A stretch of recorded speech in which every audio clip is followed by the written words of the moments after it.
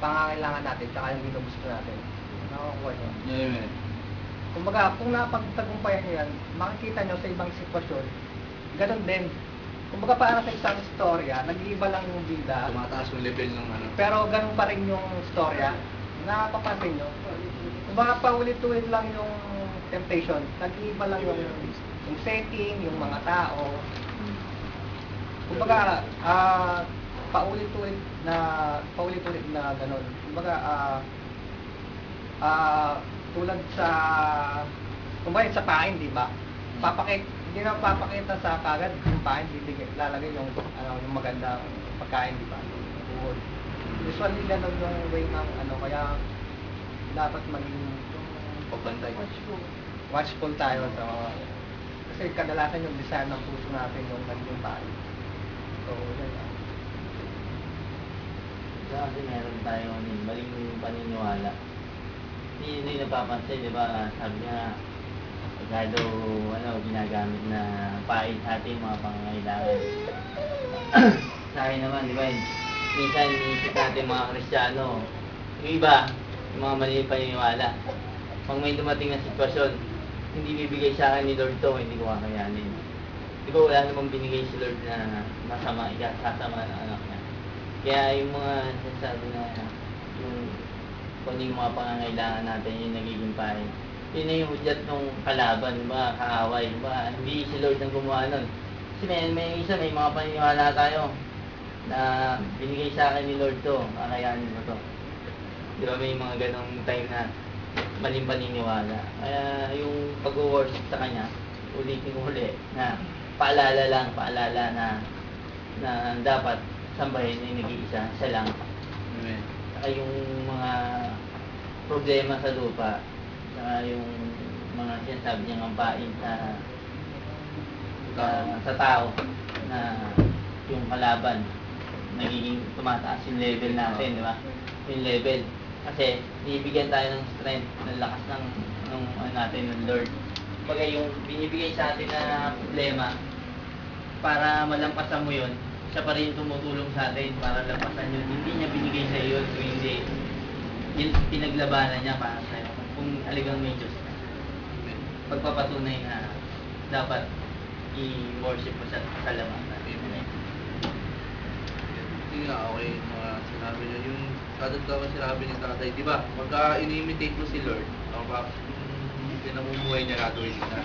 Pero kailangan tayo, ng mga halimbawa tayo, lagi natin sumusunod si Lord, ini-imitate natin siya. Talagang pagka may lumalapit sa atin na be-bless na, di ba? Pero kailangan maging mapagbantay din tayo. No? Kasi minsan, baka mamaya tayo na yung ina-idol nila, hindi na yung Lord. Di ba? Kasi tignan natin sa Acts 10:24-26. Para supportahan yung numbers. Acts, go. Acts 10:24-26. Okay na po? Okay. Diba?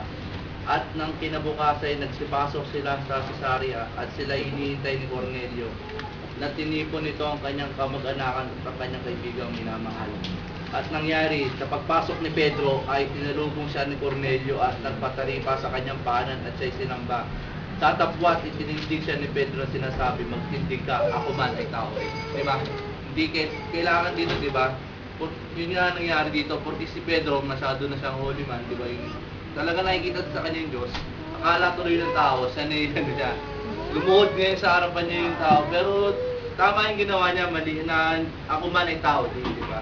Kailangan tayo, pag gano'n na tayo yung level natin, kailangan i-elite natin sila sa tama. Hindi yung porque na idol tayo, sumusunod na sa akin to. Ngayon, mamanipula mo yung buhay niya. Siyempre, mag-take advantage ka. Minsan, nagiging daya naman sa atin yung pagka yung gano'n nakataas yung level mo, di ba? Kailangan, lead mo sa tama. Yun, tama yung ginawa niya na kanya. Hindi ako ang Diyos, di ba? Ako man ay tao din, di ba? Sinusunod ko lang yung mga gawa niya. Kailangan i-imitate mo din kung ano yung ginagawa ng Lord para marating mo rin yung level na inabot. Okay, yan yung yung napasa niyo yung binasa ni Kuya Kel. Binasa ni Kuya Kel. Kaya nga kung babantayan niyo yan, kung nanamnamin niyo yung sinabi diyan ni Pedro mismo nung buhay pa sila. Si Pedro ba? Si Pedro ano? Si Pedro mismo nung buhay pa na wag niyo ako sambahin. Yan lang makikita nyo na kasi ang naging tradisyon nga natin is nasasamba natin yung mga hindi, yung mga katulad nila ng mga apostol. Minsan ito na yung nasasamba na natin talaga. So kung hindi tayo aware na nung sila nga ay nabuhay, ay sinabi nila wag niyong gawin yan dahil kami ay mga apostol lang. Kaya ito makikita natin isang pagpapaliwanag din sa sa faith natin. At maganda tong sinasabi na ito kasi meron tayong nawo-worship na akala natin is worthy to worship. Pero ang lagi natin tatandaan, isa lang worthy worship. Si Jesus lang at saka yung Diyos lang. So hindi tao. Hindi tao. Kaya minsan kung titingnan nyo yung ano na ito, yung sinabi sa Bible na ito, ito yung isang magandang pagpapaalis sa atin ng tabing upang tayo ay magkaroon tayo ng knowledge na ang talaga palang dapat natin i-worship ay ang Diyos lang. At ang dapat natin ay sambahin ay ang Diyos lang. Once na ang kahit isang bagay o isang ay niluhuran mo o kaya ay yung sinamba, sin, automatic 'yon. Dahil ang utos ng Diyos, ako lang ang iyong sasambahin. Kaya ito isang mainam at mabisa na pagpantanggal talaga sa ng veil o ng piring sa ating mga mata, na dapat malaman natin kung sino yung dapat natin sambahin. Kasi marami tayo minsan nawo-worship o nawe-way natin ng worship na hindi pala dapat sila ang worshipin. At kung hindi natin kilala minsan ang tao, nakatulad ng kay Houston, yung sinabi ni bakit nagpapalitrato ng mga ito na kasama ako, hindi naman ako Kung hindi ganoon ang tao, ay maniligaw talaga tayo. Ito malinaw ang sinabi at nasa Biblia na sinasabi nila nung sila pa ay nabubuhay. Hindi kami wag kayong sumamba sa akin, hindi ako Diyos. Si nga, 'di ba, si Juan the Baptist, sabi niya, si John the Baptist, sabi niya hindi ako Misaya, ni yung pangtali nga ng niya, yung pagtanggal ng tali niya sa paa niya, hindi ako karapat-dapat. So, mali darating na bago. 'Di ba nung si Jesus, sabi niya, hindi ako karapat-dapat Pero kung titingnan niyo kung i-manipulate ni John the Baptist yung time na iyon, ay pwede siyang maging follow sa na God, kasi yung hulog na yung mga disciple niya, hulog na doon sa puso niya. Nasa na yung kinikilala talagang Bisaya at ang Diyos. Kaya sabi niya, hindi ako ang Bisaya, may darating pa sa akin. At kahit na yung tali ng panyapak niya, hindi ako karapat-dapat. Kaya dapat tayo ganun din. Kung time na tayo minsan ay nagamit tayo as nakapag-pray tayo sa tao. Kasi alam niyo tayo mga Kristiyano, hingian tayo ng prayer So pag na-pray natin at na-answer sila, minsan tayo ay napupuri. So yun, ingatan natin yun. Kasi minsan ang glory napupunta sa atin.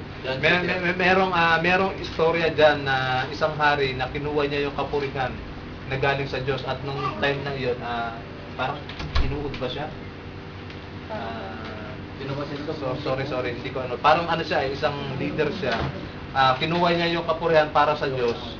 At nung time din na yun, inuud siya doon sa hindi ko alam kung inuud o something na namatay siya nung time na yun, nung kinuha niya yung kapurihan sa Panginoon. Napakahirap kuhanin ng kapurihan sa Panginoon. Lagi natin tandaan, tayo rin ay worship. Tayo ay worshiper. Hindi tayo dapat kumuha ng worship ng Panginoon. Kaya si Satan, di ba? Kaya siya bumagsak dahil yung worship, gusto niya, yung worship sa Lord, siya yung ma-worship. Pero worshiper siya. Kaya delikado yung mga nasa worship team, kasi pagka kayo gumaling na at hinahangaan na kayo ng tao, baka mamaya darating ang panahon, magkaroon na tayo ng pride na sinasabi natin, kung hindi sa akin, hindi tayo makakaabot doon sa Panginoon. So mali yan. Kaya tayo nagtitipon-tipon dito pagkalinggo is to worship God. Yun lang ang purpose natin. Ang ganda ang worshipin natin. Hindi tao, hindi pastor, hindi yung kasama natin. Amen. Kaya nga talaga pinakamaganda